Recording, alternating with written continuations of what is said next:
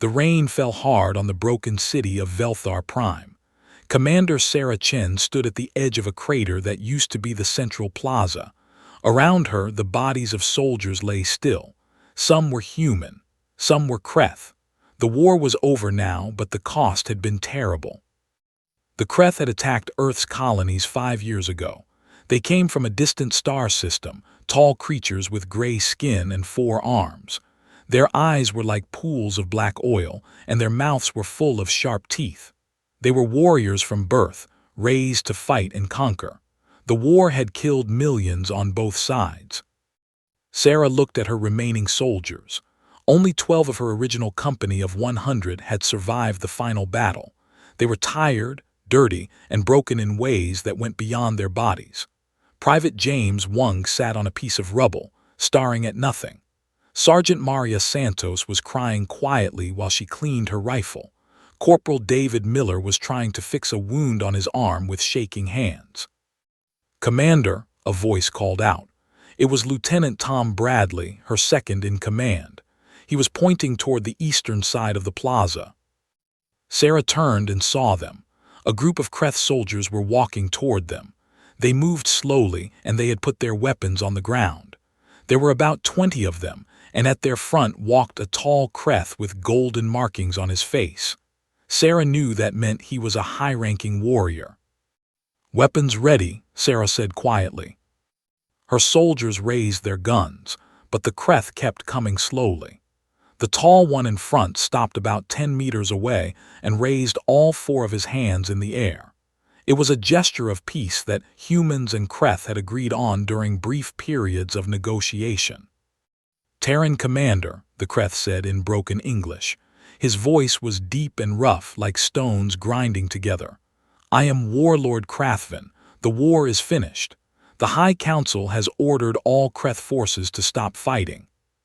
Sarah did not lower her weapon. "How do I know this is not a trick?" Krathvin reached slowly to his chest and removed a small device. He threw it gently toward Sarah. It landed at her feet.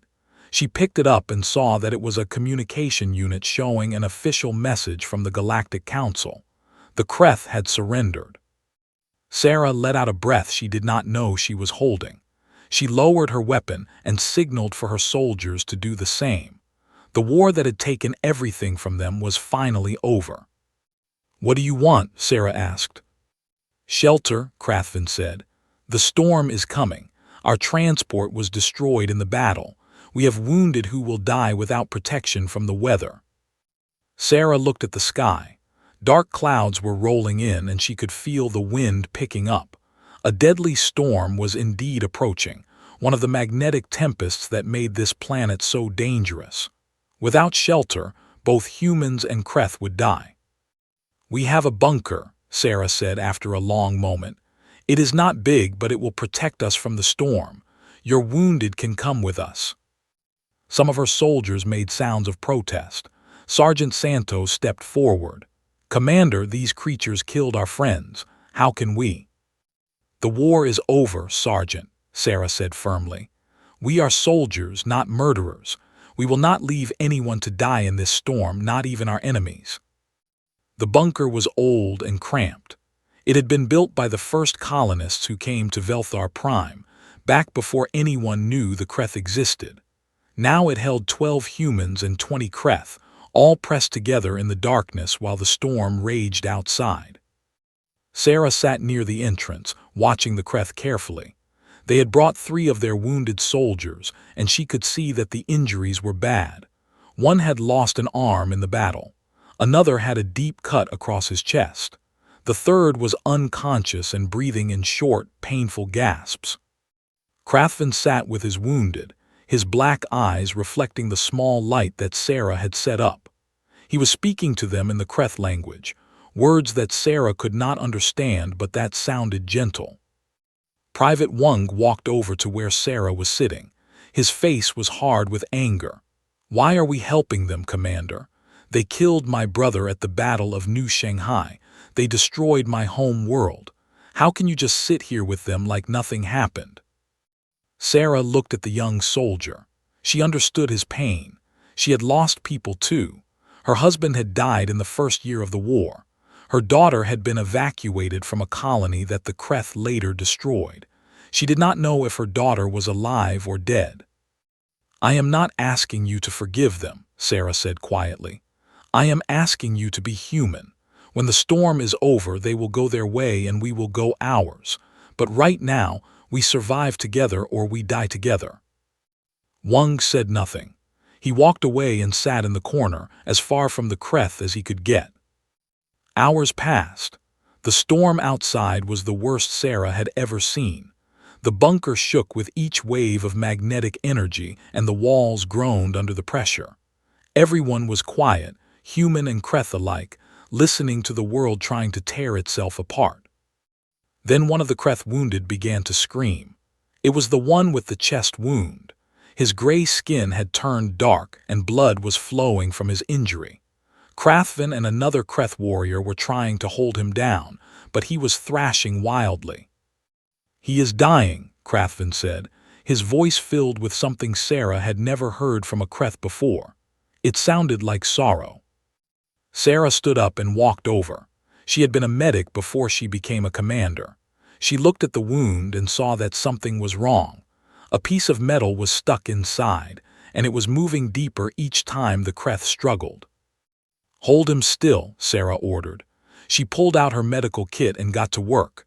Her hands moved quickly, cutting, cleaning, and pulling.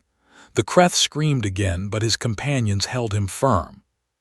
After 10 long minutes, Sarah pulled out a piece of shrapnel as long as her finger. Blood sprayed across her face, but she did not stop. She sealed the wound with the emergency gel from her kit and wrapped it with bandages. The Kreth stopped screaming. His breathing became normal. He was going to live.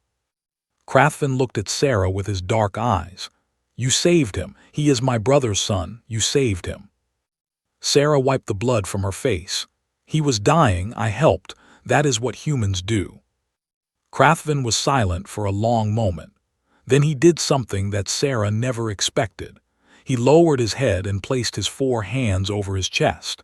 It was the deepest sign of respect in Kreth culture. "I have killed many of your kind," Krathvin said slowly. "I have burned your cities and destroyed your ships. I did this because I was told that humans were weak creatures without honor. But tonight, I have seen that I was wrong. You are warriors, true warriors." Sarah did not know what to say. She just nodded and returned to her place near the entrance. But something had changed in that bunker. The humans were still watching the Kreth with distrust, but there was something else in their eyes now. A small beginning of understanding. The storm continued to rage. But inside the bunker, the first seeds of Brotherhood were being planted in soil soaked with the blood of war. The storm lasted 3 days. On the second day, the bunker's water supply ran low. Sarah and Krathvin agreed to share what they had, half for the humans and half for the Kreth. It was not much, but it was fair. On the third day, the storm finally began to die. The magnetic waves grew weaker, and the terrible sounds outside became quiet. When Sarah opened the bunker door, she saw a world that had been completely changed. The city of Velthar Prime was gone. Only rubble remained, scattered across a landscape of mud and broken stone. "We need to find a way off this planet," Sarah said to her soldiers. "Our communication equipment was destroyed in the battle. We need to reach the emergency beacon at the old research station." The research station was 20 kilometers to the north. It was a long walk through dangerous territory, but it was their only hope. Krathvin approached her. "My warriors will come with you. The path is dangerous. There are creatures in this land that hunt after storms. Together, we have a better chance of surviving." Sarah looked at her soldiers. Some of them shook their heads, others looked uncertain. But Private Wang, the one who had been so angry before, stepped forward. "I still hate them for what they did," Wang said. "But I saw their leader cry over his nephew last night. He cried like my mother cried when we got the news about my brother. Maybe they are not so different from us after all." Sarah nodded slowly. She turned to Krathvin.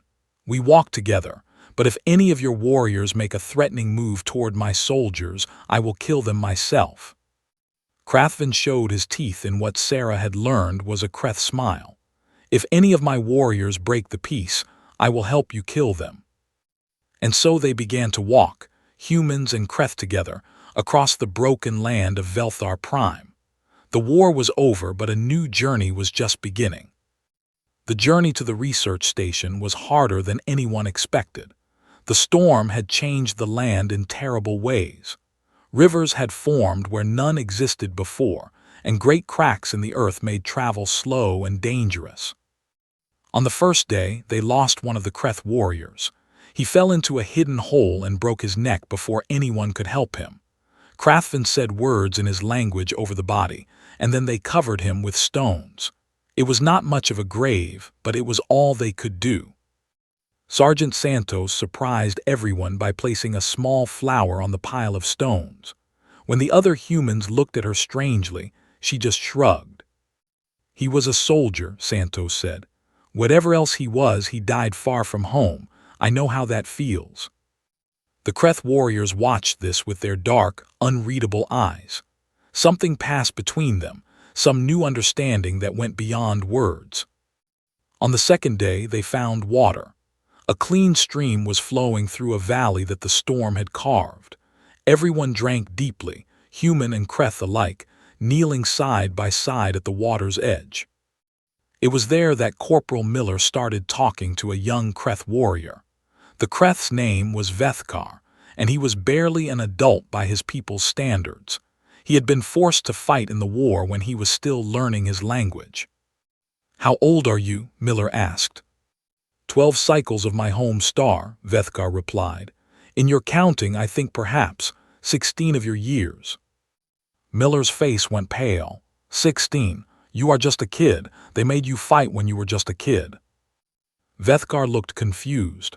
"All Kreth fight, it is our way. Is it not the same for humans?" "No," Miller said quietly. "No, we do not make our children fight, or at least we try not to." Vethkar was silent for a long moment. "When I was young, before the war, I wanted to be a maker of songs. We have singers on my world who tell the stories of our people. I wanted to be like them." He paused and looked at his four-fingered hands. "But then the war came, and I learned to hold weapons instead of instruments." Miller reached into his pocket and pulled out a small metal object. It was a harmonica, dented and scratched from years of war. "I used to play music too, before all this." He put the harmonica to his lips and played a simple tune. It was a sad song, full of longing and loss. When he finished, he saw that several of the Kreth were watching him with wide eyes. "That was beautiful," Vethkar said. "The sound. It moves something inside me. I do not have the words." Miller smiled, the first real smile he had shown in months. "Music does that. It does not need words. Here." He handed the harmonica to Vethkar. "You try." The young Kreth looked at the instrument with wonder. He put it to his mouth and blew. The sound was terrible, a harsh squeak that made everyone laugh. But Vethkar kept trying, and after a while he produced something that almost sounded like a note. Sarah watched this from a distance. She saw her soldiers laughing with the Kreth, saw them sharing food and water and stories. The hatred was still there, buried deep, but something else was growing on top of it. Something that looked a lot like hope. That night they made camp in a cave they found on the hillside. The humans built a fire while the Kreth gathered more wood. They sat together around the flames, and for the first time, they talked not as enemies but as survivors. Krathvin told them about his home world. He spoke of great forests that glowed with blue light, of oceans so deep that no one had ever seen the bottom, of cities built on the backs of giant creatures that swam through the clouds. "It sounds beautiful," Lieutenant Bradley said. "It was," Krathvin replied. "But your weapons destroyed much of it. Our weapons destroyed much of your worlds too. So much beauty lost forever." Silence fell over the group. The fire crackled and popped, sending sparks up into the dark sky. "Maybe," Sarah said slowly, "we can build something new, something better than what we destroyed." Krathvin looked at her. You truly believe this is possible after all the death? Sarah thought about her husband, about her daughter who might be waiting for her somewhere in the galaxy. She thought about all the soldiers she had lost, all the battles she had fought, all the nightmares that would never leave her. I have to believe it, she said. If I do not believe that tomorrow can be better than today, then what is the point of anything? Krathvin nodded slowly. Among my people, there is an old saying, the warrior who cannot dream of peace is already dead. I think I understand what this means now. They slept that night with no guards. Humans and Kreth mixed together around the dying fire. It was a small thing, but it was also something that would have been impossible just days ago. The next morning, they continued their journey toward the research station. They walked through valleys and over hills, helping each other across difficult ground. When Private Wang twisted his ankle on a loose rock, it was Vethkar who carried him for the next 5 kilometers. Thank you, Wang said when they finally stopped to rest. You did not have to do that. Vethkar tilted his head in the Kreth gesture of confusion. You were hurt. I helped. Is that not what friends do? Wang stared at him for a long moment. Then he laughed, a sound that surprised even himself. Yeah, I guess that is what friends do. By the end of the 3rd day, they reached the research station. It was damaged but still standing, and the emergency beacon was intact. Sarah activated it, sending a signal out into space that would bring rescue ships. They will be here in 2 days, she told everyone. Human ships, they will take us home. Krathvin stepped forward. And what will happen to us? We are prisoners now, yes. Sarah looked at the Kreth warriors, at the bonds that had formed over the past few days. She looked at Miller teaching Vethkar to play the harmonica, at Santos sharing her food with the Kreth who had been wounded, at Wang laughing at some joke that one of the warriors had told. I do not know what will happen next, Sarah admitted, but I will make sure they know what happened here. I will make sure they know that we survived because we worked together. Krathvin placed his hands over his chest again, that gesture of deep respect. Then perhaps there is hope for both our peoples after all. They sat together in the ruined research station, waiting for rescue, watching the sun set over a broken world. The war had ended, but something new was beginning, something that neither species had ever expected. Brotherhood. The rescue ships arrived exactly when Sarah had said they would. 2 large transport vessels descended from the gray sky, their engines roaring as they landed on the broken ground near the research station. Sarah watched them come down with mixed feelings in her heart. Colonel Marcus Webb stepped off the first ship. He was a tall man with a scarred face and cold eyes. He had fought the Kreth for all 5 years of the war, and he had lost his entire family when the aliens destroyed the colony on New Haven. Commander Chen, Webb said, looking around at the strange scene before him. Humans and Kreth were sitting together, talking quietly, sharing water from the same containers. What is the meaning of this? Sarah stood up and saluted. Sir, these Kreth warriors surrendered to us after the final battle. We sheltered together during the storm and traveled together to reach this beacon. They are not prisoners in the traditional sense. They are allies. Webb's face turned red with anger. Allies. These creatures killed millions of our people. They destroyed our colonies, murdered our children, and you call them allies. The war is over, Colonel, Sarah said calmly. The High Council ordered a ceasefire. What would you have me do? Leave them to die in the storm, shoot them after they surrendered? Yes, Webb said without hesitation. That is exactly what I would have you do. The Kreth warriors had risen to their feet. Krathvin stepped forward, his 4 hands raised in the gesture of peace. Terran commander, we do not wish to cause trouble. We will go quietly to whatever fate awaits us. Webb pulled out his pistol and aimed it at Krathvin's head. You will go to your death, alien. That is the only fate you deserve. What happened next would be remembered for generations. Private Wang, the The young soldier who had lost his brother to the Kreth stepped between Webb's gun and Krathvin. "Sir, with all respect, you will have to shoot me first." Webb stared at him in shock. "Soldier, move aside. That is an order." "No, sir." Wang's voice was steady. "This Kreth saved my life. He carried me when I could not walk. He shared his food when I was hungry. I do not forgive what his people did, and I will never forget my brother. But I will not let you murder him for crimes he did not personally commit." Other humans stepped forward. Santos, Miller, Bradley. One by one, they formed a wall between Webb's gun and the Kreth warriors. "Colonel," Sarah said quietly, "these are my soldiers. They have served with honor through 5 years of hell. They are telling you something important.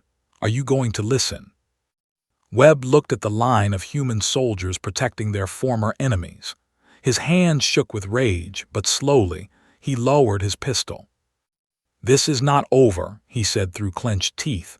"Command will hear about this. There will be consequences." "Let them come," Sarah replied. "History will judge us for what we do in moments like this. I would rather be judged for showing mercy than for committing murder." The journey back to Terran space took 3 weeks. During that time, the humans and Kreth were kept in separate sections of the transport ship. Webb had ordered it, and Sarah could not openly disobey a superior officer. But walls and orders could not stop what had begun on Velthar Prime. Every night, soldiers from both species found ways to meet in secret. They shared stories, learned each other's languages, and built friendships that grew stronger with each passing day. Vethkar became quite good at the harmonica. Miller gave it to him as a gift, and the young Kreth played it every night, soft melodies that drifted through the metal corridors of the ship. The human guards pretended not to hear, and some of them even smiled. When they finally reached Earth, there were crowds waiting at the spaceport. Some were families of the returning soldiers, desperate to see their loved ones. Others were protesters, angry people who wanted the Kreth to be punished for the war. Sarah walked off the ship first, followed by her soldiers. Behind them came Krathvin and his warriors, their hands bound by magnetic restraints. The crowd roared with mixed cheers and jeers. A small girl broke through the security line and ran toward the group. Sarah's heart stopped when she recognized her. "Mama!" the girl screamed. It was May, Sarah's daughter. She was alive. She had survived the destruction of their colony and had been waiting on Earth all this time. Sarah fell to her knees and caught her daughter in her arms. Tears streamed down her face as she held May tight, feeling the warmth of her small body, smelling the familiar scent of her hair. "I thought you were dead," Sarah whispered. "I thought I lost you." "Grandma took care of me," May said. "She said you would come back. She said you always come back." Sarah looked up and saw her mother standing in the crowd, old and frail but smiling. She had never given up hope, and neither had May. Krathvin watched this reunion with his dark eyes. Something shifted in his expression, something that looked like sadness and hope mixed together. "This is what we fight for," he said quietly. "This is what we almost destroyed." The military court met 1 month later. Sarah was called to testify about what had happened on Velthar Prime. She told them everything, from the storm to the journey to the bond that had formed between her soldiers and the Kreth warriors. The generals and admirals listened with stony faces. Some of them had lost everything in the war. They wanted blood, wanted revenge, wanted the Kreth to pay for every human life they had taken. But then something unexpected happened. Messages started coming in from all over Terran space. Soldiers who had fought in the war were speaking out. They told stories of Kreth warriors who had shown mercy, of battles where both sides had helped each other's wounded, of moments of humanity in the midst of inhuman violence. The public mood began to shift. People started asking questions. What was the point of winning the war if they became monsters in the process? What kind of peace could they build on a foundation of murder and revenge? In the end, the court made a decision that surprised everyone. The Kreth warriors would not be executed. They would not be imprisoned. Instead, they would be allowed to return to their home world on the condition that they work toward peace between the two species. Sarah was promoted to general and given command of a new division, one that would focus on building bridges between humans and Kreth. Krathvin was given a similar role among his own people. Together, they would try to heal the wounds of war. The night before the Kreth were scheduled to leave, there was a small gathering in Sarah's quarters. Her soldiers were there, along with Krathvin and his warriors. Even little May was present, sitting on her mother's lap and looking at the Kreth with curious eyes. "I want to thank you," Sarah said to Krathvin. "Without your help, my soldiers and I would have died on Velthar Prime." "And without your help, my warriors would have died as well," Krathvin replied. "It seems that we saved each other." "Is that how this works?" Wang asked. "Enemies become friends because they saved each other's lives." Krathvin considered this. "Among my people there is a bond stronger than blood. We call it Krathmer, the Brotherhood of Battle. It forms between warriors who have faced death together, regardless of which side they fought on. I think this is what has happened to us." Santos raised a cup of water. It was all they had, but it was enough. "To the Brotherhood of Battle, then, to Krathmer." Everyone raised their cups, human and Kreth alike. They drank together, and in that moment the war felt very far away. "You will come to visit us," Vethkar said to Miller. "You must hear the songs of my world. They are beautiful like nothing you have ever heard." "I would like that," Miller replied. "Maybe I can teach you some more songs in return." May tugged on her mother's sleeve. "Mama, will the big gray man come back? He has funny eyes." Sarah looked at Krathvin, who had somehow managed to smile at the little girl's words. "Yes, baby. I think he will come back. I think we are all going to see each other again." The next morning, the Kreth transport was ready to leave. Sarah and her soldiers stood on the landing platform, watching as Krathvin and his warriors prepared to board. At the last moment, Krathvin turned back. He walked to Sarah and performed the gesture of deep respect one final time. "Sister," he said. It was the first time he had used that word. "We will meet again. Until then, may your path be clear and your blade always sharp." Sarah returned the gesture, her hands crossed over her chest. "Brother, may the stars guide you home." Krathvin nodded once, then turned and walked onto the ship. The doors closed, the engines fired, and the transport rose into the sky. Sarah watched until it was nothing but a small dot among the stars. "Do you think it will work?" Bradley asked. "Do you think we can really build peace after everything that happened?" Sarah thought about the storm on Velthar Prime, about the bunker where enemies had become allies, about the long walk through dangerous territory where soldiers had learned to see each other as people. She thought about her daughter's face, about the hope in Krathvin's eyes, about the future that was suddenly full of possibilities. "I do not know," she admitted, "but I know that we have to try. What happened on Velthar Prime, the bond that formed between us, it showed me something. It showed me that even after the worst war in history, even after millions of deaths and countless atrocities, there is still room for something better. There is still room for understanding, for forgiveness, for brotherhood." She turned to face her soldiers, the humans who had chosen mercy over revenge. "The war is over," she said. "Now the hard work begins. We have to build something new, something that will prevent this from ever happening again. We have to prove that what happened in that bunker was not an exception but a possibility.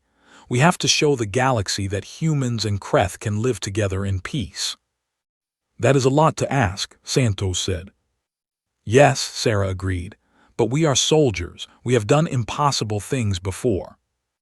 She looked up at the sky one final time, at the stars where the Kreth ship was now traveling, at the vast universe that waited for them all.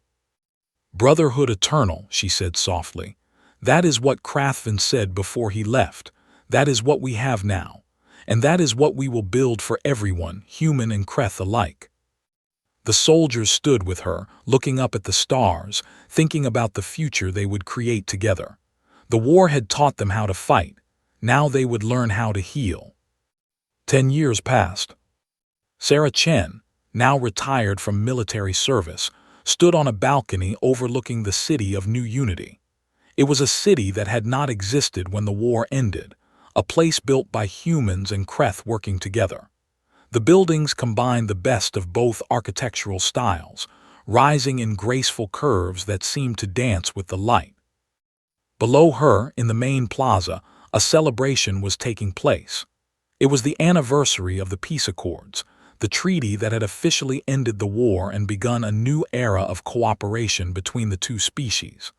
Thousands of people filled the streets, humans and Kreth walking side by side, their children playing together without fear. May, now a young woman of 18, came to stand beside her mother. She was studying to be a diplomat, one of the first humans who could speak fluent Kreth. "Are you thinking about Velthar Prime again?" May asked. Sarah smiled. "I always think about it on this day. That is where everything changed." A familiar voice spoke from behind them. "It is strange, is it not, how the worst moments of our lives can become the seeds of the best." Krathvin walked onto the balcony. He was older now, his gray skin marked with the patterns of age, but his eyes were still bright and full of life. He wore the robes of a high counselor, one of the leaders who had helped build the peace. "Old friend," Sarah said, embracing him in the human way she had taught him. "Sister," Krathvin replied, returning the embrace with all four arms. They stood together, looking out at the city they had helped create. In the plaza below, Sarah could see other familiar faces. Wung was there with his Kreth wife and their adopted children. Santos ran a school that taught both human and Kreth children. Miller had become a famous musician, blending the sounds of both worlds into something entirely new. Bradley was the head of the joint military forces that kept the peace. And there, sitting on a bench near the fountain, was Vethkar. He was surrounded by children, both human and Kreth, and he was playing the harmonica. The song was one that Miller had taught him years ago, but it had been changed and improved, mixed with Kreth melodies until it had become something beautiful and unique. "We did good work," Krathvin said. "We did," Sarah agreed. "But there is still more to do. There are still people on both sides who remember the war, who hold onto hatred. We cannot rest until true peace is achieved." "We will never achieve true peace in our lifetimes," Krathvin said. "Wounds this deep take generations to heal, but we have started the process. We have planted the seeds. Our children will continue what we have begun, and their children after them." Sarah nodded. She thought about all the sacrifices that had been made, all the lives lost, all the pain endured. She thought about the soldiers who had died on Velthar Prime, the ones who had not lived to see this day. She hoped that somehow, wherever they were, they knew that their deaths had not been in vain. "I had a dream last night," she said quietly. "I dreamed about the bunker, about the storm. I dreamed that all the soldiers who died in the war were there with us, human and Kreth together. They were at peace." Krathvin was silent for a moment. "Among my people, we believe that the dead watch over us. We believe that they guide us toward the paths we are meant to walk. Perhaps your dream was a message from them. Perhaps they are telling you that you have done well." A tear rolled down Sarah's cheek. It was the first time she had cried since the day she found May again, so many years ago. "I miss them," she whispered. "I miss all of them." "As do I," Krathvin said. "But they live on in what we have built. Every child who plays in this city, every friendship between our peoples, every moment of peace and understanding. That is their legacy. That is what they died for." The sun was setting now, painting the sky in shades of orange and purple. The celebration in the plaza was winding down, but the people showed no signs of leaving. They were enjoying each other's company, celebrating not just the anniversary but the simple fact of being alive and at peace. May took her mother's hand. "Come on, Mama, they are going to light the memorial flames. You should be there." Sarah allowed herself to be led down from the balcony, with Krathvin walking beside her.